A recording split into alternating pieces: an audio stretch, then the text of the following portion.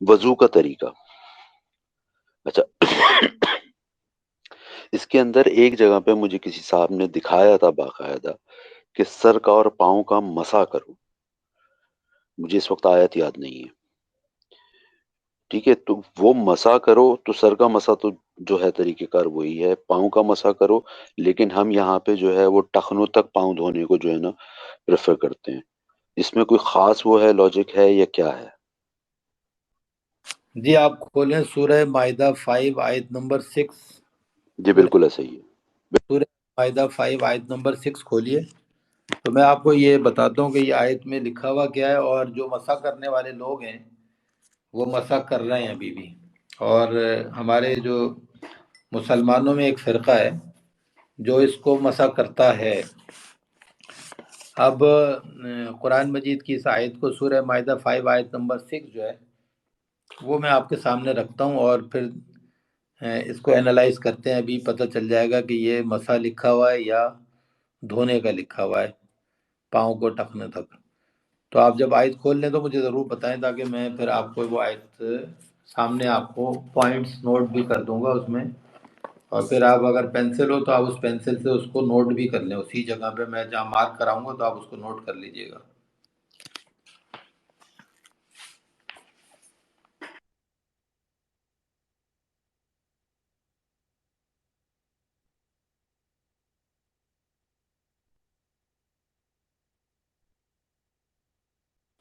سورہ مائدہ 5 آیت نمبر 6. جی بالکل کھول لی میں نے. اب اس آیت کے اندر دیکھیں، یا ایھا الذین آمنو، اے وہ لوگوں جو ایمان لائے ہو، اذا قمتم الی الصلاۃ، جب تم صلاۃ کے لیے کھڑے ہو، فاغسلوا، پس دھو لو، وجوہکم، تمہارے چہروں کو، اپنے چہروں کو دھو، وایدیکم، اور اپنے ہاتھوں کو دھو، الی المرافق، کوہنیوں تک. آگے لکھا وامسحوا، اور مسح کر لو، برؤوسکم، تم اپنے سروں کا، وارجلکم، اور ٹانگوں کا. یہاں پہ یہ عربی میں یوں لکھا ہے الی الکعبین، اور ٹخنوں تک. اب آپ اس کے اندر اب دیکھیں جو اصل بات ہے کہ کیا لکھا ہوا کیا ہے. پہلی جب ہم نے سینٹنس شروع کیا تھا، یا ایھا الذین آمنوا اذا قمتم الی الصلاۃ فاغسلوا وجوہکم، پس دھو لو تم وجوہکم، تمہارے چہروں کو، وایدیکم، اور تمہارے ہاتھوں کو، الی المرافق، کونیوں تک. آگے لفظ غسل کی جگہ لکھ دیا وامسحوا، اللہ نے کہا. اب جو ہم وضو کرتے ہیں تو آپ دیکھیں سیکوینس کیا ہوتی ہے، پہلے ہم اپنے چہرے دھوتے ہیں، پھر ہم اپنے ہاتھوں کو کونیوں تک دھوتے ہیں. اچھا چہرے دھوئیں گے پہلے، پھر ہاتھوں کو کونیوں تک دھوئیں گے، پھر سر کا مسح کر لیتے ہیں، اور اس کے بعد ہم ٹانگوں کو دھوتے ہیں، اور ایک فرقہ اس کا مسح کرتا ہے. اب ٹانگیں جو ہیں سیکوینس کے اندر آتی ہیں، چہرہ پہلے آیا، پھر ہاتھ کونیوں تک آئے، پھر مسح آیا سروں کا، اور اس کے بعد چوتھا جو کام ہم کرتے ہیں وہ آخری کام ہوتا ہے ٹانگوں کا کرنا ہوتا ہے. اب ایک فرقہ کہتا ہے کہ یہ اس کا مسح کرنا ہے، اور دوسرا فرقہ جو کہتا ہے وہ کہتا ہے کہ نہیں، اس کو دھونا ہے. الی الکعبین، اب لکھا ہوا ہے ٹانگوں کو، الی الکعبین لکھا ہے، ٹانگوں کو. اب اگر وہ مسح کرے گا تو ٹانگوں کو کرے گا مسح کعبین تک، ٹخنوں تک. اور اگر جو دوسرا فرقہ ہے وہ دھوئے گا تو ٹانگوں کو دھوئے گا کعبین تک. سیکوینس تو اللہ تعالیٰ نے بتا دی کہ سب سے آخر میں آتی ہیں ٹانگیں، اور ٹانگوں کے بعد پھر جو ہے وہ وضو ختم ہو جاتا ہے. سیکوینس تو یہی رہے گی. اب یہ ہمیں کیسے پتہ چلے گا کہ یہ بات جو عربی میں لکھی ہوئی ہے یہ ٹانگوں کو مسح کرنا ہے یا دھونا ہے؟ اب اس کو سمجھنے کے لیے جو امپورٹنٹ بات ہے وہ تھوڑی سی گرامر ہے اس کی، عربک گرامر. اور جو عربک جو بھی جانتے ہیں، چاہے وہ کوئی دونوں فرقوں کے لوگ عربک گرامر جانتے ہیں. مزے کی سب سے بڑی بات یہ ہے. اور ایک فرقہ کہتا ہے کہ جناب اس کو ہم نے مسح کرنا ہے، دوسرا کہتا ہے ہم نے ٹانگیں اس کو دھونا ہے. اب عربی گرامر کے مطابق اس میں لکھا ہوا کیا ہے دیکھیں، فَاغْسِلُوا وُجُوهَكُمْ، پس دھو لو تم اپنے چہروں کو، وَأَيْدِيَكُمْ، اپنے ہاتھوں کو، إِلَى الْمَرَافِقِ، کونیوں تک. پھر لکھا ہوا ہے سیکوینس، تو سیکوینس یہی رہنی ہے. وَامْسَحُوا، رؤوسکم، اور تم مسح کر لو رؤوسکم. اب جو یہ بے جو لگ جاتا ہے نا، یہ بے کہلاتا ہے، عربک کا جو بے جب لگتا ہے یہ پریپوزیشن کہلاتی ہے. پریپوزیشن کے اندر کچھ جو پریپوزیشن، یعنی جو اگر آپ تھوڑی بہت عربک گرامر سمجھتے ہیں یا انگلش کی سمجھتے ہیں تو یہ عربی کا جو بے اور علا جب بھی ورڈ آتے ہیں اس طرح کے، تو یہ پریپوزیشن کہلاتے ہیں انگلش میں گرامر میں، اور عربی گرامر میں حرف کہلاتے ہیں، حرف. تو جب بے آ جاتا ہے یعنی ود، تو جب بھی کسی ناؤن کے ساتھ بے لگ جائے گا پہلے آئے گا، جیسے بسم کا جب آئے گا تو بسم اللہ ہم کہتے ہیں، ٹھیک ہے. اسی طرح سے جب بھی آپ دیکھیے گا کسی کے ساتھ جب بے لگے گا تو وہ جو اسم ہوگا اس کے جو ہر اسم جو ہوتا ہے نا عربک کا ناؤن جسے کہتے ہیں، وہ ہمیشہ ہوتا ہے کہ یعنی ڈیفالٹ پوزیشن جو اس کی تنوین ہوتی ہے اس کے اندر پیش ہوتا ہے. یعنی جو جیسے جو رؤوس ہے نا، رؤوس جس میں بھی رؤوس کی جگہ رؤوسن ہوتا ہے، اصل ورڈ تو رؤوسن ہوتا ہے. اچھا جب یہ لگ گیا کہ رؤوس کا یعنی پیش سے جب زیر میں کنورٹ ہوتا ہے، جب بھی بے لگے گا تو ہر ناؤن جو ہے وہ اس کے نیچے سین کے نیچے زیر آ جائے گا، یعنی ہر ناؤن کے آخری کے نیچے زیر آئے گا. جب آپ کہیں گے کہ بسم اللہ الرحمن الرحیم تو آپ دیکھیں گے ہر ایک کے نیچے زیر نظر آئے گا ناؤن کے نیچے، تو یہ آ جاتی ہے جب بھی پریپوزیشن استعمال ہوتا ہے اس کے نیچے زیر آ جاتی ہے. تو یہاں لکھا ہے برؤسکم، تو بے جو ہے وہ سر کے ساتھ لکھا ہوا ہے، لیکن اگلا جو ورڈ ہے ارجلا، اگر یہاں پر ہوتا ارجلی، لام کے نیچے زیر ہوتا تو پریپوزیشن جو ہوتی نا بے کا ایفیکٹ ارجلا پہ بھی آنا چاہیے تھا. اگر یہ ارجلی لکھا ہوا ہوتا، زیر آ جاتا لام کے نیچے، ارجلی کم ہو جاتا تو یہاں پر اس کو مسا کرنا پڑ جاتا. کیونکہ یہ ارجلا ہے تو اس کا پریپوزیشن پیچھے والی کا ایفیکٹ اس پہ نہیں ہے. اس کا مطلب ہے کہ یہ فقسلو کے ساتھ ہے، کیونکہ سیکوینس اللہ تعالیٰ نے ایک ہی آیت کے اندر ایک ہی سینٹنس میں سیکوینس بھی بتائی ہے، اور گرامر کے حساب سے غسل کے ساتھ اس کا ٹانگوں کو دھونا ہے. اب اس کی میں اگزامپل دیکھیں، نیچے جب آئیں گے ارجلا، یہاں پہ لکھا ہوا ارجلا لکھا ہوا ارجلی ہوتا نا تو یہاں پر ہو جاتا ٹانگوں کا ٹخنوں کا مسا ہو جاتا. اور رؤوس جو ہے وہ اس کے نیچے سین کے نیچے زیر ہے. اچھا یہ عربک گرامر جاننے والے، میں نے میری اس فرقے سے باقاعدہ اسپیس میں ڈسکشن ہوئی، اور وہ عالم تھے تو انہوں نے انڈیا سے عالم تھے وہ اسی اسپیس میں، اور میں نے جب ان کو ان دونوں کا فرق بتایا تو وہ دیکھتے رہے کہنے لگے کہ گرامر کے حساب سے تو آپ صحیح بتا رہے، ٹھیک ہے ہم اپنے علماء سے ڈسکس کریں گے، پھر آپ سے دوبارہ ڈسکس کریں گے.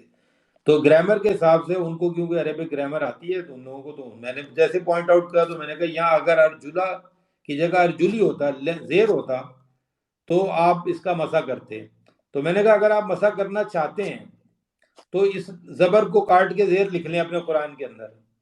انہوں نے کہا نہیں یہ تو نہیں ہو سکتا. تو میں نے کہا یہ اسی لیے پوری دنیا کی قرآن مجید میں یہاں پہ زیر نہیں ہے. اگر آپ مسا کریں گے تو آپ پھر قرآن مجید میں تحریف کر لیں، یہاں پر لام زبر کی جگہ زیر کر لیں تو آپ مسا کر لیجئے گا، کیونکہ برؤسکم و ارجلیکم ہو جائے گا. تو آپ ارجلی کر لیں اس کو تو آپ مسا کر لیں.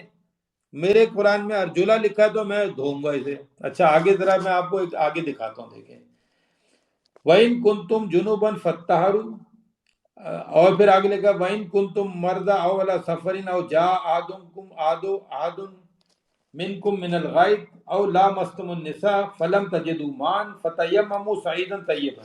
آگے دیکھیں پھر دوبارہ ورڈ آیا فَامْسَحُوا، اوپر لکھا ہوا تھا جب ہم نے دیکھا تھا وَامْسَحُوا، یہاں پر لکھا ہے فَامْسَحُوا. وَامْسَحُوا کا مطلب ہے اور مسا کر لو، یہاں لکھا ہے فَامْسَحُوا پس مسا کر لو. اب دیکھیں مسا کس چیز کا کرایا ہے؟ بِوُجُوهِکُم، بے لگا ہوا ہے اس کے، دیکھیں بِوُجُوهِکُم ساتھ، اب یہاں پر بے لگا ہوا ہے، اور اوپر جب دیکھیں گے تو وہاں لکھا تھا فَاغْسِلُوا، بے نہیں لگا ہوتا وُجُوهَکُم، اگر بے لگ جاتا تو وجوہ ہی ہو جاتا. اب یہاں پہ دیکھیں بے، یہاں وجوہ ہی کے ساتھ وجوہ ہی ہو گیا، بے وجوہ ہی کم ہو گیا، یعنی وہی وجوہا کم جو اوپر لکھا ہوا ہے یہاں وجوہ ہی کم لکھا ہوا ہے، کیونکہ اس کے پیچھے بے لگی ہوئی ہے. تو بے وجوہ ہی کم، اور اگلا دیکھیں ورڈ لکھا ہے ایدیکم، ایدی، جبکہ اوپر اگر آپ دیکھیں وجوہ یا کم کے بعد ایدیکم لکھا ہوا تھا، ٹھیک ہے. تو یہاں پر لکھا ہوا ہے ایدی، یعنی یہ کے نیچے بھی زیر ہے، ایدی کم، ایدی کم، یہ ذرا فرق میں آپ کو بتا رہا ہوں، بی وجوہ ہی کم و ایدی کم، کیونکہ مسا کے ساتھ فم سہو بی وجوہ ہی کم، مسا کرو چہروں کا تمہارے اور تمہارے ہاتھوں کا، تو یا دونوں کا، چہرے کا اور ہاتھوں کا اللہ نے مسا کرایا، اور اس سے پہلے پریپوزیشن یوز کی بے کی، تو دونوں کے نیچے زیر آ گیا، اور اوپر دیکھیں اوپر پریپوزیشن نہیں تھی، جب غسل کرا رہا تھا اس کو دھونے کا، تو وہاں دونوں کے اوپر وجوہا تھا، ایدیا تھا اور ارجلا تھا، تو یہ پریپوزیشن جب لگے گی تو نیچے پریپوزیشن کی وجہ سے وہی ورڈ جہاں پہ جن کا دھونا تھا وہ ان کا مسا ہو گیا، اور کیونکہ بے لگی ہوئی تھی۔ اب آپ میری بات کو سمجھ گئے یا مزید اس کو سمجھاؤں؟ نہیں جی بالکل سمجھ گیا میں آپ کی بات۔ مقصد یہ ہے کہ چونکہ مجھے اتنا گرامر کا پتہ نہیں ہے، عربک گرامر کا، تو اس وجہ سے ہم تو سمپل جو ہے وہ اردو میں ترجمہ دیکھتے ہیں کہ کیا ہو رہا ہے، تو یہ ایک صاحب نے مجھے دکھایا تھا اسی طرح، میں نے کہا اچھا، میں نے کہا بات اس حوالے سے تو ضرورت ہے، لیکن جو آپ نے سمجھایا ہے اس کے مطابق جو ہے آپ درست کہہ رہے ہیں۔ میں نے آپ کو یہ بات، اب آپ اپنے قرآن مجید کے اندر جو میں نے بات کی ہے، اور یہ سپیس جو ہے یہ ریکارڈڈ سپیس ہے، اب آپ، میں اس کا کلپ بھی میں نکال دوں گا، اور تاکہ جو باقی سننے والے ہیں ان کو بھی پتہ چلے، اور آپ کو بھی یہ بات قرآن مجید کی آیات کے اندر سے ہی میں نے دکھا بھی دی ہے، اور اب آپ اس کو یہ سپیس کا جب میں اس کے بوز کر کے میں یوٹیوب میں بھی ڈال دوں گا، اور ساتھ میں اس پہ میں ٹویٹ بھی کر دوں گا، تو آپ اس کو سنا سکتے ہیں کہ یہ بات، آپ کو گرامر نہیں بھی آتی تو آپ اس کو بتا سکتے ہیں، جو نیچے والی آیت ریفرنس میں نے دیا ہے، فَامْسَحُوا بِوُجُوهِكُمْ وَأَيْدِيكُمْ، یہ وجوہ جو ہے اوپر ہا کے ساتھ ہے، ہے زبر ہا لکھا ہوا ہے، نیچے ہے زیر ہی کے ساتھ ہے، کیوں ہے؟ کیونکہ بے لگا ہوا ہے پیچھے، اور جبکہ اس کے بے وجوہ ہی کے ساتھ وَأَيْدِی کیوں لکھا ہوا ہے؟ کیونکہ وہاں پہ جبکہ بے نہیں لگا ہوا، تو اس کا مطلب بے کا ایفیکٹ دونوں ورڈ، دونوں ناؤن کے اوپر چلا گیا، اور اوپر والے کے اندر آپ دیکھیں فَقْسِلُوا کا جو ایفیکٹ ہے، فَقْسِلُوا وُجُوهَكُمْ پر ہے، ایدیاکم پر ہے، اور ارجلاکم پر ہے، ان تین کے اوپر فَقْسِلُوا کا کمانڈ ہے، اور وَمْسَحُوا کی جو کمانڈ ہے وہ بِرُؤُوسِکُم پر ہے، صرف ایک رس مسا پہ ہے، بے جو ہے وہ رؤوسکم کے ساتھ لگا ہوا ہے، کیونکہ اللہ تعالیٰ نے سیکوینس بھی رکھنی تھی، اور ڈبل لکھنا نہیں تھا، ایک ہی بات کو دو دفعہ ریپیٹ بھی نہیں کرنا تھا، اور سیکوینس کے لیے دوبارہ لکھتا اللہ تعالیٰ، اور بجائے اس کے کہ سیکوینس کے لیے الگ دوبارہ سے ان الفاظ کو استعمال کرتا، اس نے عربک گرامر کے حساب سے اس نے دونوں چیزوں کو ایک ساتھ ہی لکھ دیا، تو سیکوینس بھی اس نے برقرار رکھی ہے، اپنے جو وضو کا طریقہ ہے وہ بھی برقرار رکھا ہے، اور ساتھ میں صرف گرامر زیر اور زبر سے، یعنی آپ سمجھ لیں عربک کے اندر زیر اور زبر کی اہمیت کو آپ ذرا غور کریں کہ کتنی بڑی اہمیت ہے، کہ پورا ایک فرقہ بنا ہوا ہے، اور وہ فرقہ جو ہے وہ اس کا مسح کر رہا ہے، اور ان کو آپ آیت بھی دکھا رہے ہیں تو پھر بھی مسح ہی کر رہا ہے وہ، اس کا مطلب یہ ہو گیا کہ اتنی امپورٹنٹ ہے یہ زیر زبر کو سمجھنا، کہ لوگوں کو اس بات کا اندازہ نہیں ہوتا کہ زیر زبر سے کتنا بڑے معنی چینج ہو سکتے ہیں، ڈپینڈ کرتا ہے کہ کس جگہ پر وہ زیر زبر آیا ہوا ہے، اس جگہ کو سامنے رکھ کے، تو اس آیت کے اندر زیر زبر کا اتنا بڑا امپیکٹ ہے کہ پورا وضو کا طریقے میں تبدیلی آ جاتی ہے، اور ایک پورا فرقہ جو ہے بہت بڑی تعداد میں اس کو کر رہا ہے، تو یہ سمجھ لیں کہ میں نے یہ اس لیے آپ کو ایکسپلین کیا ہے، کہ دوبارہ میں اس کو پڑھ دوں گا، تو اگر آپ کہیں گے تو یا ایھا الذین آمنوا اذا قمتم الی الصلاۃ فاغسلوا وجوہکم وایدیکم الی المرافق وامسحوا برؤوسکم وارجلکم الی الکعبین، اور نیچے لکھا ہے فامسحوا بوجوہکم وایدیکم، تو یہ بات جب غور کرائیں گے ان کو، تو اگر وہ تو سمجھ لیں کہ ایجوکیٹڈ اور براڈ مائنڈڈ ہوں گے، اور وہ قرآن مجید کو اہمیت دیتے ہوں گے تو وہ چینج کر لیں گے، اور اگر وہ قرآن مجید کو اہمیت نہیں دیتے ہوں گے، اور انہوں نے اپنے باپ دادا کے عقائد کو اہمیت دینی ہے، اور انہی ارباب اختیارات جنہوں نے مذہبی اختیار جن کے پاس ہے، ارباب جو ہیں ان کو انہوں نے اگر اہمیت دینی ہے، تو پھر وہ اس کو سمجھ لیں کہ نہیں کبھی بھی چینج کریں گے۔ یہ ایک ٹیسٹ ہے ہر انسان کے لیے، کہ جو قرآن مجید کی آیت سمجھنے کے بعد کیا وہ اپنے قبلے کو تبدیل کرتا ہے، یا وہ اپنے باپ دادا کے عقائد کو امپورٹنٹ سمجھتا ہے؟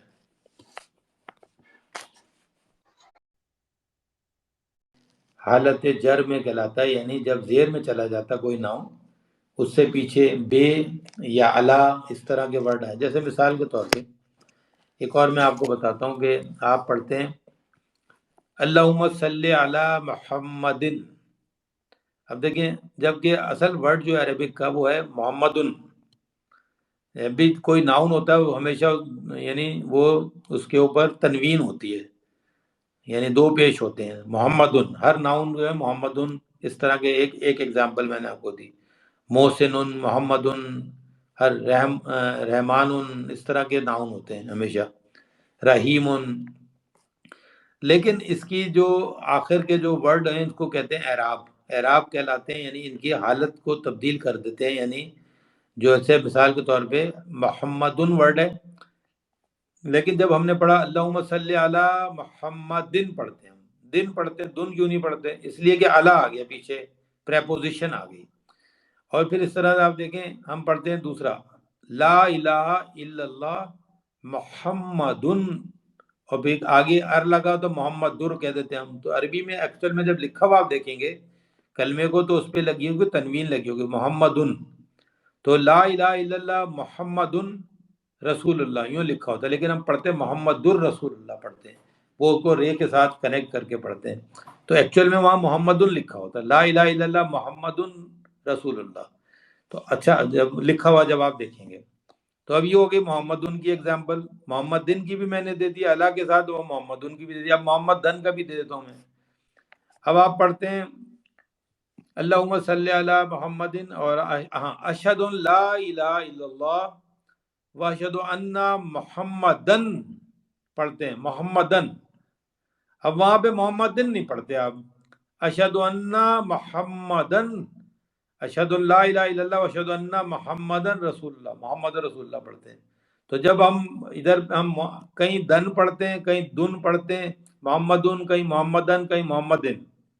اللہم صلی علی محمدن پڑھتے ہیں، اشہد ان لا الہ الا اللہ واشہد ان محمدن عبدہ و رسولہ پڑھتے ہیں ہم. تو کہیں پہ دن پڑھ رہے ہیں، کہیں پہ دن پڑھ رہے ہیں، کہیں پہ دن پڑھ رہے ہیں. اس کا مطلب یہ حالتیں تبدیل ہوتی رہتی ہیں. کیسے تبدیل ہو رہی ہیں؟ جو میں نے آپ کو اگزامپل دے دی. جب وہ آ جائے گا حرف جر آ جائے گا، علا جو ہے حرف جر کہلاتا ہے، بے جو ہے وہ بھی حرف جر کہلاتا ہے. تو اس طرح کے جو حرف جر آتے ہیں تو ناؤن کی جو آگے کی حالت ہے وہ تبدیل ہو جاتی ہے، اس کو کہتے ہیں اعراب. اعراب کا مطلب زیر زبر پیش نہیں ہوتا، اعراب کا مطلب ہوتا ہے آخری لفظ جو ہے ناؤن کا آخری لفظ جو ہے اس کی حالت کو تبدیل ہو جاتی ہے. وہ اس کی حالت تبدیل، جیسے محمدن سے محمدن ہو گیا اور محمدن سے محمدن ہو گیا. تو حالت جو تبدیل ہو رہی ہے اس کو کہتے ہیں اعراب. یعنی جو آواز چینج ہوئی محمدن محمدن محمدن، یہ اعراب کہلاتے ہیں. دن دن دن. تو اور جو اس کے علاوہ جو جہاں پر یہ لکھا ہوا ہوتا ہے جو زبر زیر زبر پیش ہوتے ہیں، اس یعنی آخری یعنی لیٹر کے علاوہ جو زیر زبر پیش ہوتے ہیں وہ اس کا پروننسیشن ہوتا ہے، اس ورڈ کی ایکچوئل وہ فکسڈ ہوتے ہیں، اس میں تبدیلی نہیں آ سکتی. اگر آپ فکسڈ والے میں تبدیلی کر کے پڑھ دیں گے تو ایسے ہی ہو جائے گا جیسے آپ نے انگلش کا کوئی ورڈ پڑھا اور آپ نے اس کی پروننسیشن صحیح نہیں پڑھی لیکن اس کے معنی تبدیل نہیں ہوئے. اسی طرح سے اگر فرض کیا آپ نے آخری والے ورڈ کے اوپر میں نے اس کی جو دن جو میں نے کہا وہ پڑھا، تو اس کا مطلب ہے کہ آپ کو عربک میں بات کرنے یا سمجھنے کی آپ کو نہیں پتا. یعنی جب پریپوزیشن کے استعمال کریں گے تو آپ کو یہ بات نہیں پتا، جبکہ محمدن میں اور محمدن اور محمدن میں معنی تبدیل نہیں ہوتے ہیں، معنی کبھی بھی تبدیل نہیں ہو رہے ہیں. لیکن معنی اس میں جب اس میں کانسیپٹ چینج ہو جائے گا کہ یعنی جیسے کہ میں نے یہ آیت کے اندر دکھا دیا، یہ اس کی حالات کہلاتی ہیں، حالت کہلاتی ہیں، اعراب کہلاتے ہیں یہ.